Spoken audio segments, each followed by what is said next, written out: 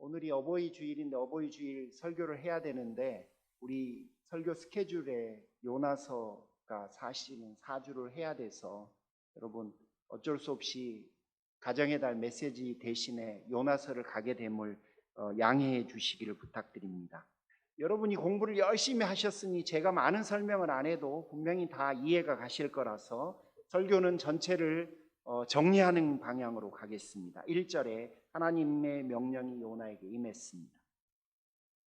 2절에 보면 슬라이드 넘겨주세요. 세 개의 동사가 나타나죠. 가장 중요한 게 주어 동사를 확인하는 거라고 했는데 2절 한번 보여주시면 동사가 세 개가 나와요. 뭐죠? 일어나라, 가라, 외치라. 자, 일어나라, 가라, 외치라 라고 하는 세 개의 동사가 나오는데 그게 바로 하나님의 명령의 핵심이었어요. 그리고 일어나라, 가라, 외치라 라고 하는 이 세 개의 표현은 구약 성경에서 하나님께서 선지자들에게 명하실 때, 사명을 주실 때 주로 사용하던 패턴이기도 했습니다. 그러니 유대인인 요나에게 자신의 신인 하나님께서 사명을 주셨다. 그리고 자신이 하나님으로부터 사명을 받았다라는 건 굉장히 영광스러운 겁니다. 왜냐하면 하나님이 요나를 인정하신 거고 또 하나님의 기대가 요나에게 임한 것이기 때문에 이거는 정말 귀한 거예요. 하지만 문제가 있었죠. 그게 바로 요나가 가야 할 곳이 이방 땅이었어요. 이방 땅은 it's okay.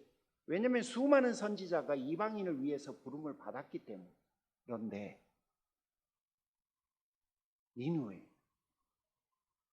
니누에는 아수르의 수도였어요. 아수르는 이게 요나에게 원수였어. 이게 쉬운 일이 아닌 거예요. 개인적으로도 그렇고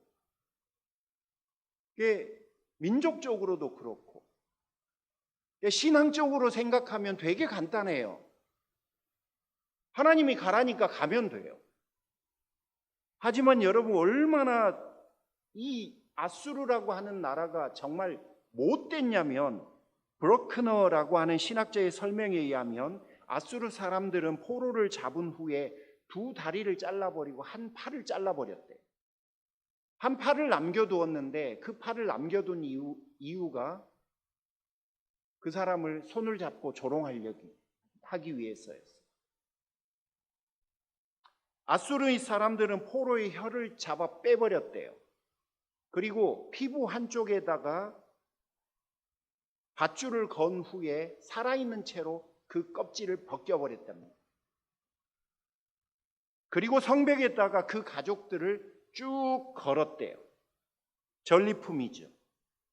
너무나 폭력적이고 너무나 잔인했던, 그런데 하나님은 요나에게 그들을 도우라라고 명하신 거예요.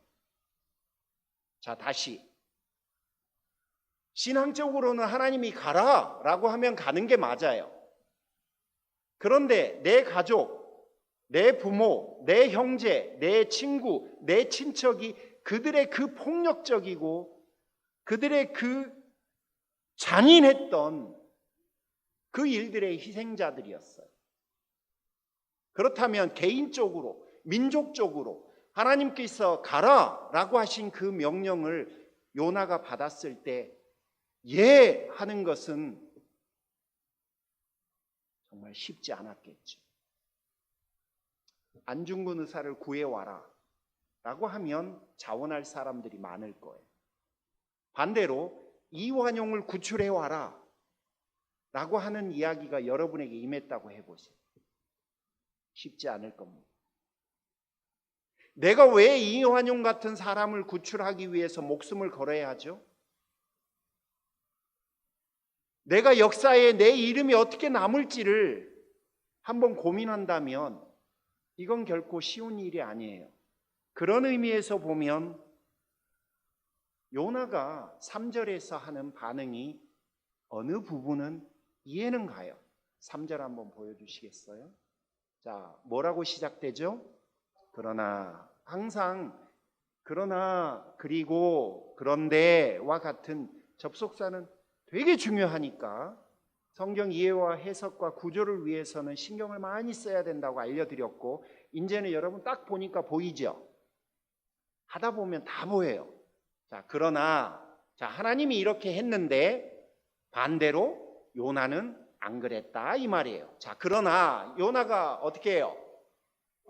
여호와의 얼굴을 피하려고 일어나요. 자, 하나님이 2절에서 일어나 가라 외치라 라고 하니까 요나가 일어나기는 했어요. 그리고 가기는 가요. 자, 그런데 그 이유와 동기가 뭐라고 돼 있냐면 여호와의 얼굴을 피하려고. 이게 3절 후반전에서 똑같이 기록돼 있어요. 반복되면 어떻다? 무조건 중요하다. 자, 하나님은 지금 요나의 동기를 우리에게 말해주고 싶은 거예요. 요나는 하나님의 얼굴을 피하려고 일어나요. 그리고 가요. 어디로 가요? 다시스로 가요. 아니, 일어나라고 했는데 그는 일어나지 않고, 일어나기는 일어나요. 그런데 내려가요. 요나서에서 중요한 동기는 계속해서 내려가고 내려가는 거예요. 자, 그 구조를 좀 보라고 말씀드렸어요. 자, 내려가요. 자, 그는 다시스로 가버렸어요. 왜냐하면 여호와의 얼굴을 피하기 위해서예요. 그가 여호와의 얼굴을 피할 수 있다고 진짜 믿었을까요?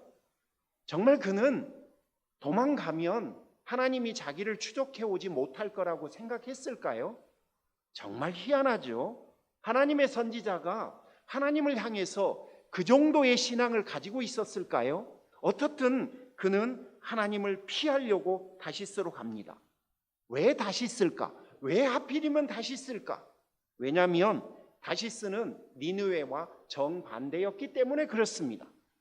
그 다음에 다시스는 그 당시에 그들의 사고로 세상의 끝이었거든요. 다시스가 지금의 스페인이에요. 그러니까 천동설이라고 하는 학설에 의하면 세상은 끝이 있고 그 끝이 어디냐면 그들이 말았던 다시스, 지금의 스페인이었어요. 그러니 다시스로 갔다라고 하는 것은 니느웨와 정반대이며 세상의 끝이니 세상의 끝으로 도망가면 하나님을 피할 수 있다고 그는 생각한 겁니다. 아까 말씀드렸듯이 솔직히 요나가 이해되는 면이 있다고 그랬잖아요. 당연히 그럴 수 있어요. 왜냐하면 내 가족, 내 백성 살육하고 파괴한 사람들에게 자비를 베풀고 내가 그 자비의 선봉장이 되는 것은 결코 쉬운 결정이 아니기 때문에 그렇습니다. 그러나 여러분, 우리가 오늘 본문을 조금만 더 구체적으로 가보죠. 요나서 4장 1절 우리가 다 이미 공부했으니까 여러분이 이미 요나서를 수도 없이 읽으셨고, 그 다음에 여러분 개인이 요나서를 한 달 동안 공부하셨고, 그리고 여러분이 받은 은혜를 목장과 저와 함께 한 달 동안 여러분 그 은혜를 묵상하고 나누었잖아요. 그러니까 우리는 적어도 요나서를 지금 지난 6개월 동안 정말 많이 보고 읽고 공부하고 묵상했어요. 그렇기 때문에 요나서 안에 있는 내용들을 다 이해하실 거라고 생각하고 1장에서 4장으로 가겠습니다. 4장 1절에 보면 요나가 매우 싫어하고 성내요. 그가 매우 싫어한 것은 요나서 3장 10절 때문이에요. 하나님이 뜻을 돌이키사 그들에게 내리리라고 말씀하신 재앙을 내리지 않았기 때문입니다. 자, 그러면 표면적으로는 아수르는 자기의 원수인데 그런 원수에게 선을 베풀라고 하니까 그는 화가 난 겁니다. 표면적으로는 그래요. 하지만 그의 표면적으로 화를 낸 것은 최종적으로 하나님께서 그들에게 선을 베푸셨고 하나님이 베푸신 선에 대해서 지금 요나는 화를 내고 있는 겁니다. 자, 그러면 지금부터는 굉장히 심각한 문제가 발생해요. 하나님의 종이고 하나님의 선지자가 하나님의 선하심에 화를 내고 있는 것과 똑같은 거예요. 요나의 화는 단순히 자기 뜻대로 되지 않았기 때문에 화를 내는 것에서 그치지 않고 선하신 하나님에 대해서 화를 내고 있는 거예요. 여러분, 만약에 하나님께서 니느웨 사람들을 다 죽이겠다고 했다면 그는 니느웨로 갔을까요? 갔을 거예요. 아마 기쁜 마음에 갔을 거예요. 하나님께서 누군가에게 선을 베푸신다고 우리가 하나님께 분노하는 것이 정당할 수 있을까요? 그것도 선지자가 이런 이율배반적인 행동을 할 수 있었을까요? 어떤 면은 요나의 행동이 이해가지만 사실 조금만 더 깊이 들어가면 요나의 행동을 합리화할 수 없습니다. 요즘은 이런 것을 뭐라고 부르죠? 내로남불이라고 부릅니다. 요나 자신에게는 무한하게 선하신 하나님이어야 된다고 그는 생각했을 겁니다. 반면에 니느웨에게는 하나님의 선하심이 베풀어져서는 안 된다고 그는 주장하고 있거든요. 왜 그렇습니까? 내가 니느웨를 싫어하기 때문입니다. 내가 하나님의 결정을 인정할 수도 하나님의 뜻을 동의할 수 없기 때문에 그렇습니다. 그렇다면 누가 하나님인 겁니까? 요나가 하나님인 겁니까? 아니면 하나님이 하나님인 겁니까? 누구의 뜻이 옳은 거고 누가 결정할 수 있는 사람이라는 겁니까? 누가 신이라는 거예요? 누가 주인이라는 거예요? 요나가 주인인가요? 요나가 신인가요? 요나가 자기 뜻이 옳다라고 하나님 앞에서 감히 주장할 수 있나요? 그런데 요나는 스스로 신이 되었습니다. 그리고 3절의 결정을 한 겁니다. 여러분, 스스로 신이 된 요나는 요나만 그런 겁니까? 우리 안에도 사실 이런 요나는 가득합니다. 하나님의 자비와 은혜는 언제든지 나에게 임하는 것은 환영합니다. 그러면 다른 사람이 받는 건 어떻게 생각하십니까?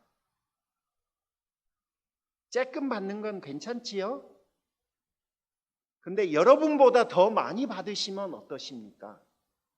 그때도 괜찮으십니까? 나보다 2배는 더 받으면 웃으실 수 있습니까? 나보다 10배를 더 받으면 박수 쳐주실 수 있습니까?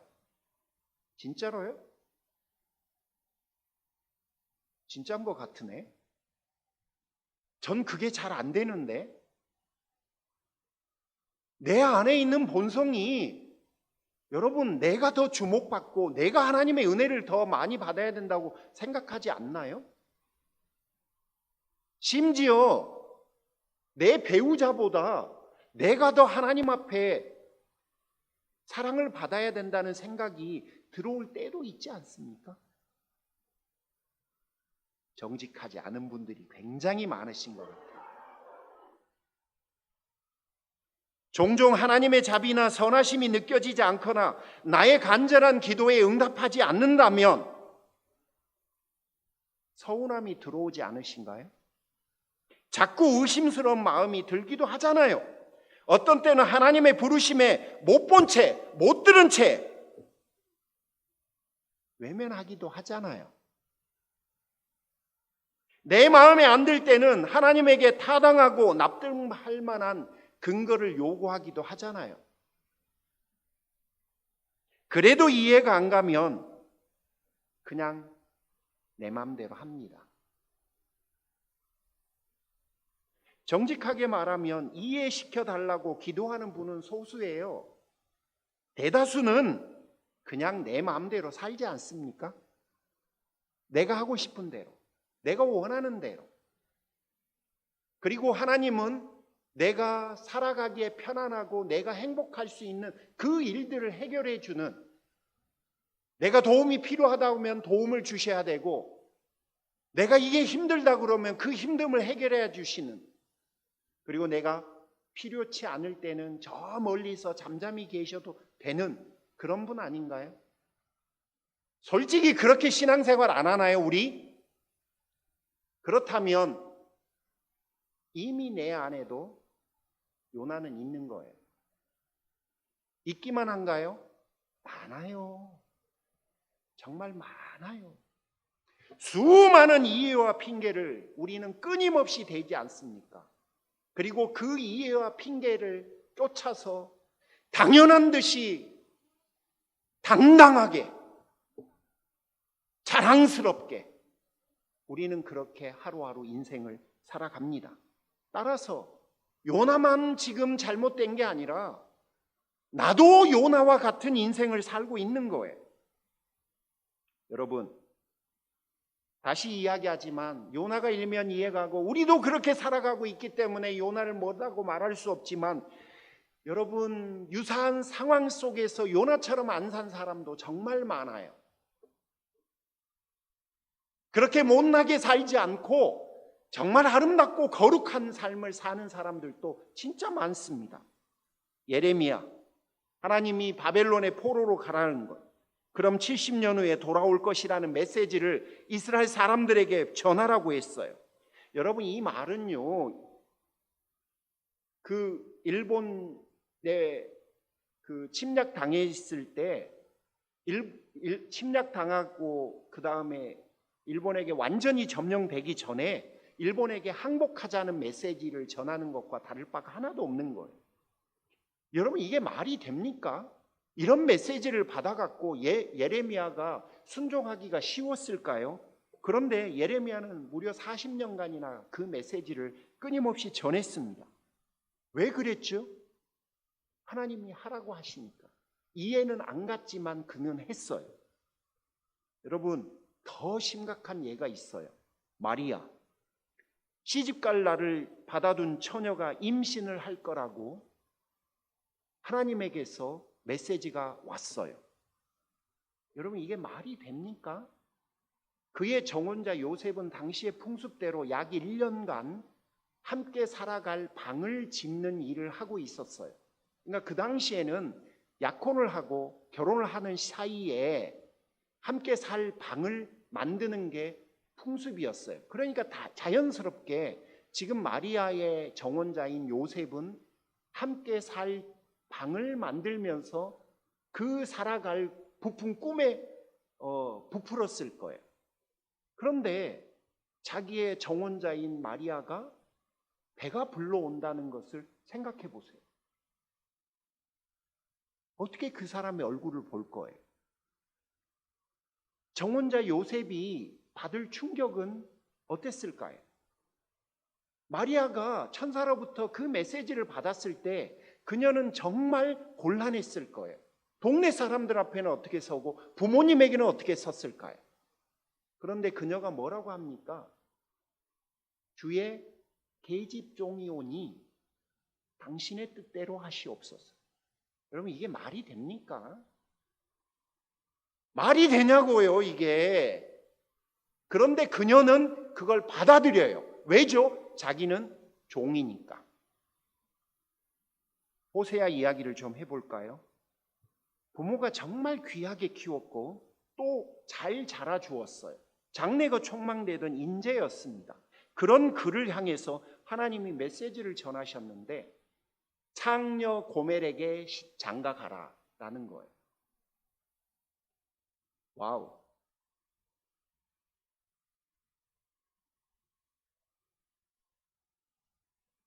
당사자가 아니라고 생각해. 그냥 너무 마음이 힘드니까. 당사자에게 이런 메시지가 온 게 아니라 여러분 아들에게 이런 메시지가 왔다고 한번 생각해 보세요. 이게 받아들일 수 있어요? 그런데 그는 그대로 합니다. 자, 그러면 요나 이야기를 다시 가보죠. 요나가 받아들이기 힘든 메시지인 건 일면 이해해요. 하지만 받아들이기 힘들다고 모두가 안 받아들였던 건 아니에요.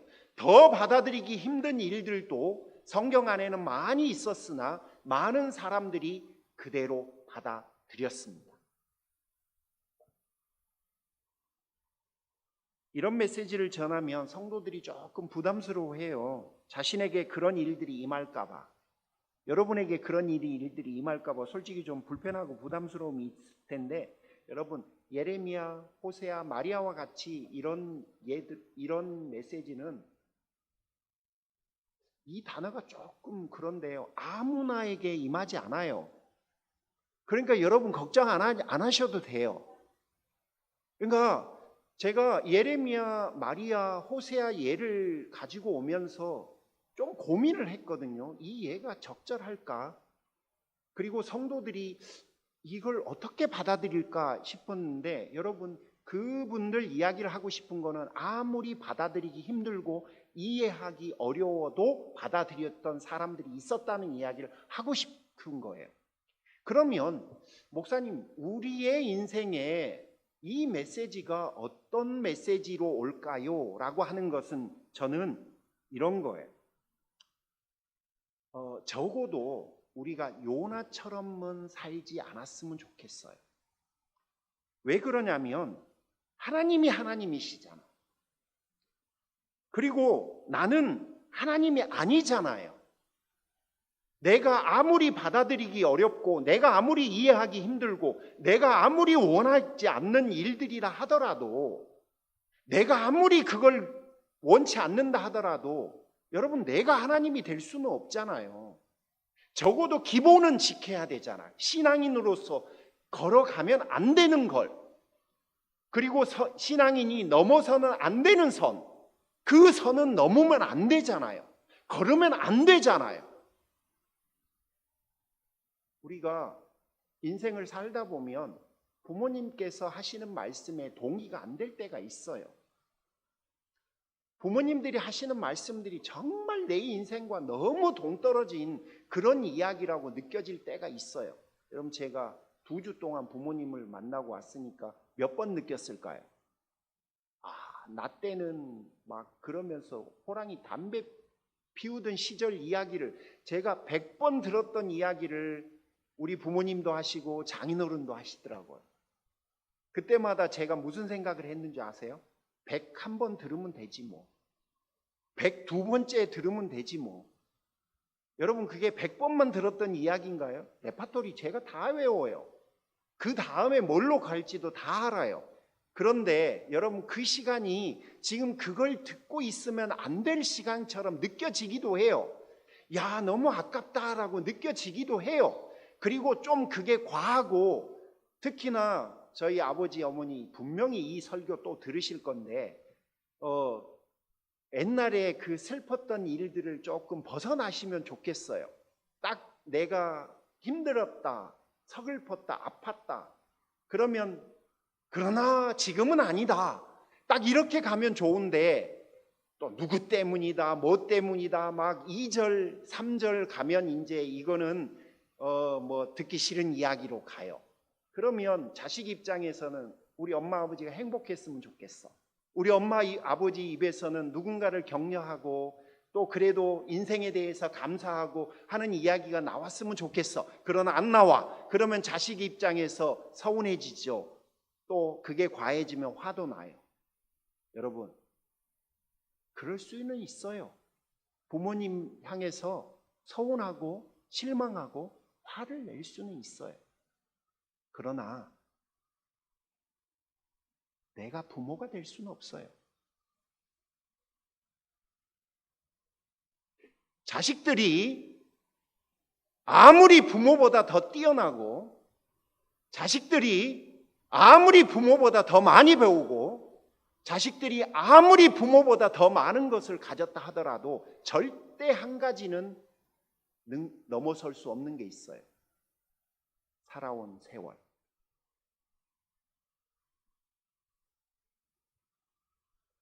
따라서 자식은 부모가 될 수가 없어요. 그런데 자식들이 그걸 잊어요.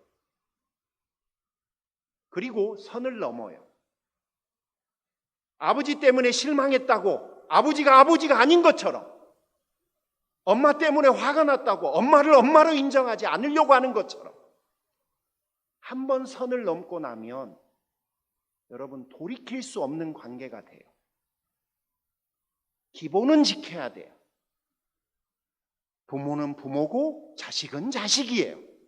하나님은 하나님이고 성도는 성도일 뿐이에요. 요나처럼 하나님의 메시지가 이해가 가지 않는다고 자신의 뜻대로 살아가 버리고, 요나처럼 동의할 수 없다고 자기가 신인 양 인생을 살아가 버리는 그런 길을 걸으면 여러분 돌이킬 수가 없게 돼요.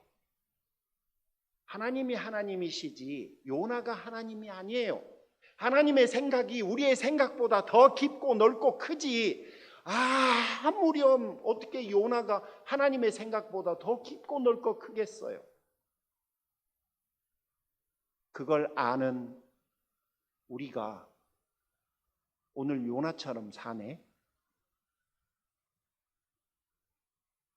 내가 하나님보다 더 잘하는 것처럼 내 마음대로 살아가네?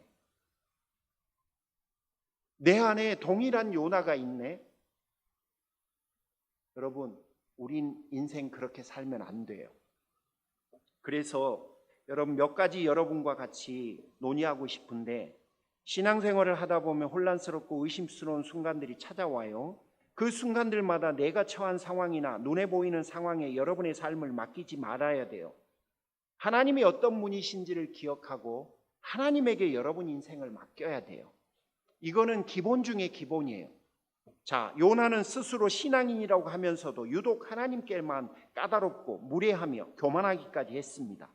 그러나 하나님은 그런 요나를 선택하고 불러주셨어요. 요나를 인정하고 요나에게 기대를 하셨어요. 요나가 무참히 그 인정과 기대를 버렸을 때 하나님 그에게 또 다른 기회를 주셨어요. 물고기를 예비하셨어요. 여러분, 우연히 어쩌다가가 아니라 그를 예비하고 또 그에게 기회를 주셨다는 거예요. 그러니까 하나님은 정말 놀라운 분이 아닐 수가 없어요. 그리고 나서 다시 그를 인정하고 다시 그에게 기대를 주셨어요. 3장 1절에 보면 여호와의 말씀이 두 번째 요나에게 또 임해요. 넌 탈락이야. 넌 지금부터 끝이야. 너는 나를 실망시켰어. 너는 더 이상 기회가 없어. 하나님은 그런 분이 아니셨다는 거예요. 아무 일도 없었던 것처럼 그에게 다시 기회를 주셨어요. 아마 씩 웃으면서 주셨을 거예요. 그리고 또 예전으로 다시 돌아가 버려요. 요나는 또 그랬어요. 그랬더니 하나님이 이번에는 박농쿨을 예비해 놓으셨어요. 어쩌다가 우연히가 아니라 미리 준비해 놓으셨어요. 요나는 자신이 하나님인 양 굴었지만 그런 요나에게도 하나님은 끝까지 아버지가 되어 주셨어요. 이 하나님을 기억하고 살자는 거예요. 우리는 하나님을 기억하고 하나님을 섬기는 하나님의 자녀들이에요. 내가 하나님이 아니에요. 하나님이 어떤 분이신지를 기억하는 거지, 하나님의 자녀됨을 누리는 것이 결국 하나님을 누리는 것에서부터 온전히 올 수 있는 것. 그러니까 제가 여러분에게 하나님의 자녀됨을 마음껏 누리라고 끝도 없이 말을 하는데, 그 하나님의 자녀됨을 누리는 것은 하나님을 누리는 것이 선행되어야 진짜 하나님의 자녀됨을 누릴 수가 있어요. 따라서 여러분이 동의할 수 없는 일들이 여러분 인생에 벌어지면 하나님을 떠올리면 돼요. 그리고 그 하나님을 기억하면 됩니다. 더불어서 요나는 자신에게 임한 하나님의 자비와 축복은 기뻐했어요. 하지만 다른 이들에게 임한 하나님의 자비와 축복은 용납하지 않았습니다.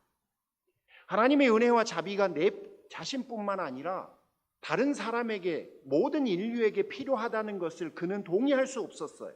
왜냐하면 원수니까. 왜냐하면 자기 생각과 다르니까. 하나님은 교회와 성도뿐만 아니라 온 세상을 다스리는 하나님이십니다. 믿습니까? 따라서 하나님의 자비가 내가 싫어하는 사람, 나의 경쟁자들에게도 임하는 것은 당연한 거예요. 그래서 여러분에게 드리고 싶은 두 번째 이야기는 차라리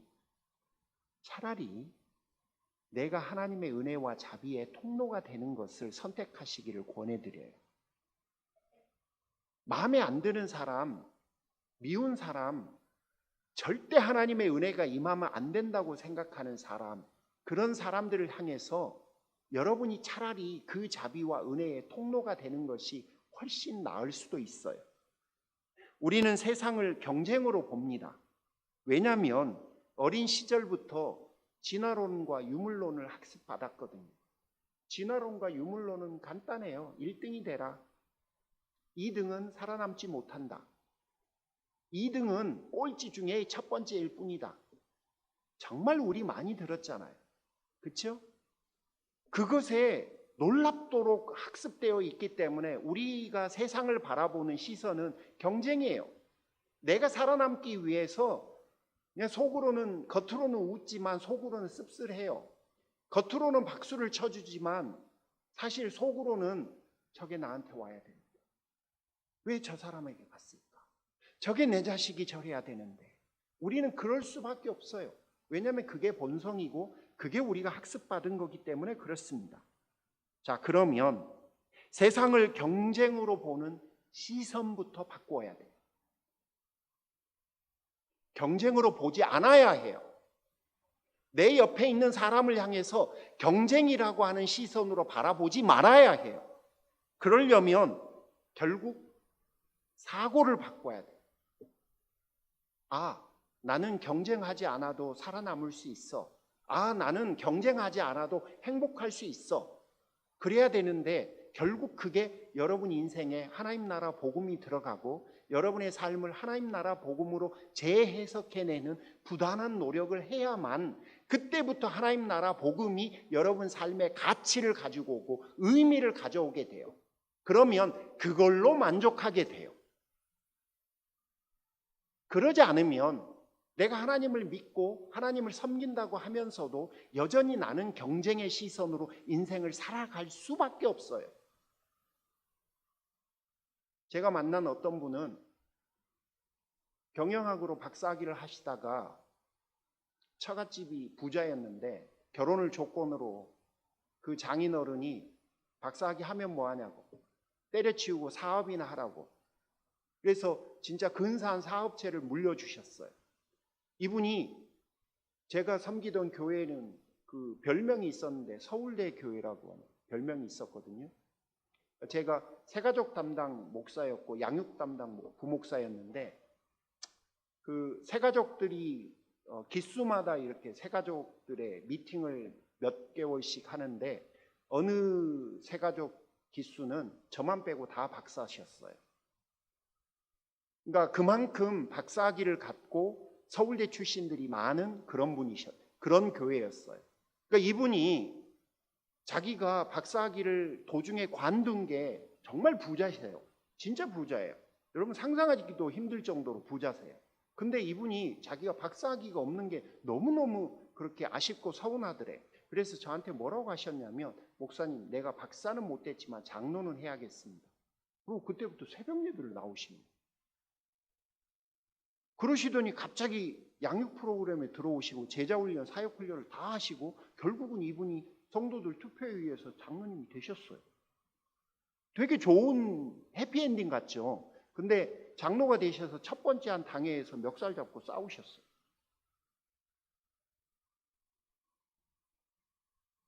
경쟁이에요. 신앙도 경쟁으로 본 거예요.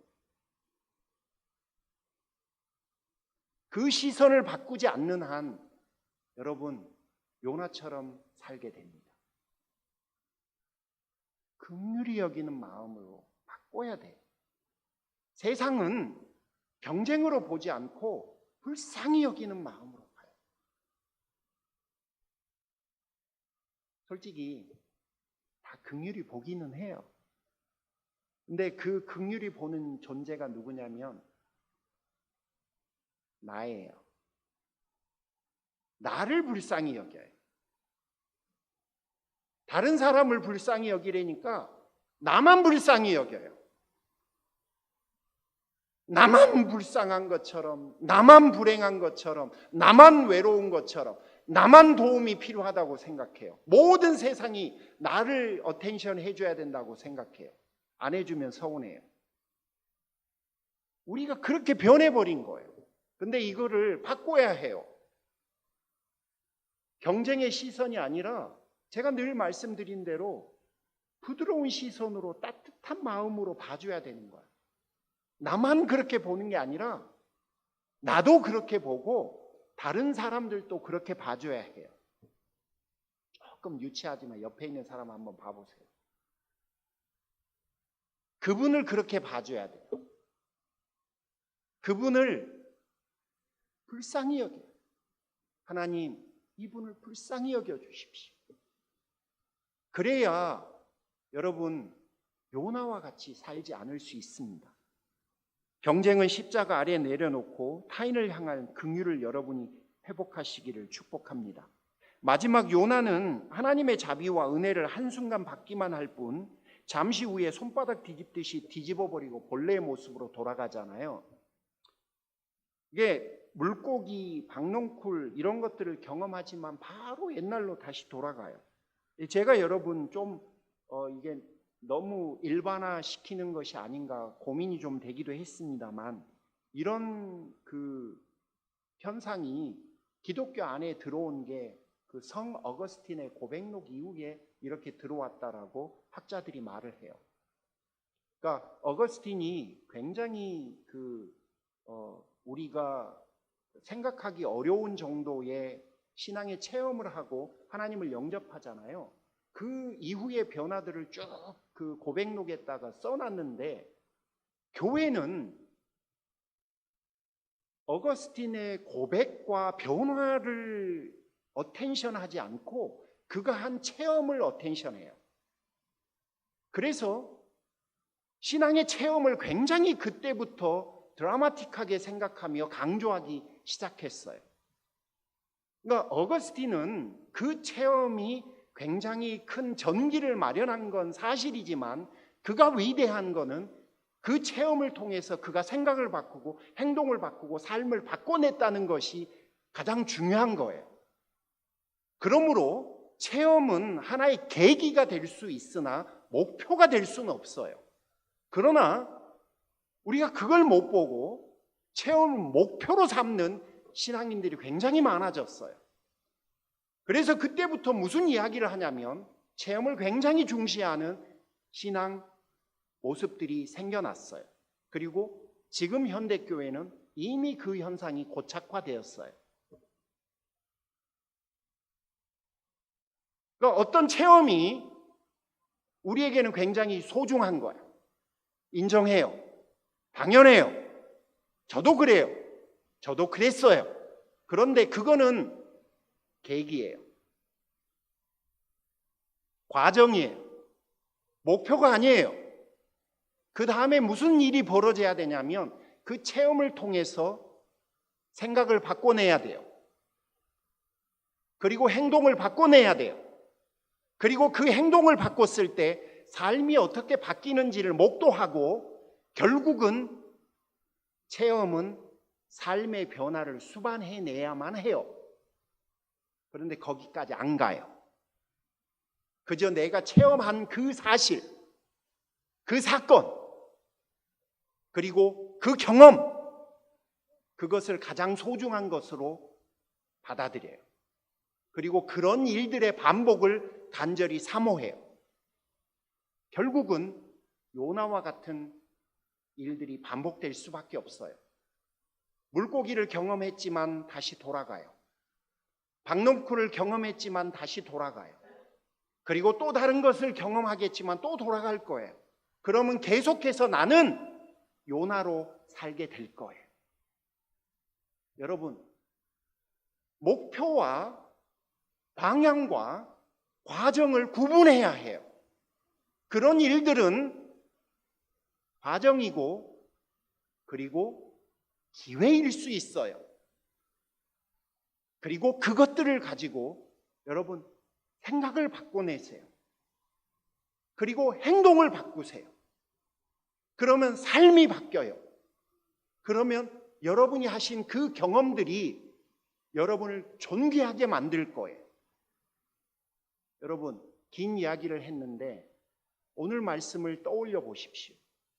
그리고 요나처럼은 살게 되지 않기를 기대하고 기대하며 인생을 살아가시기를 주님의 이름으로 축복합니다. 기도하겠습니다. 하나님 감사합니다.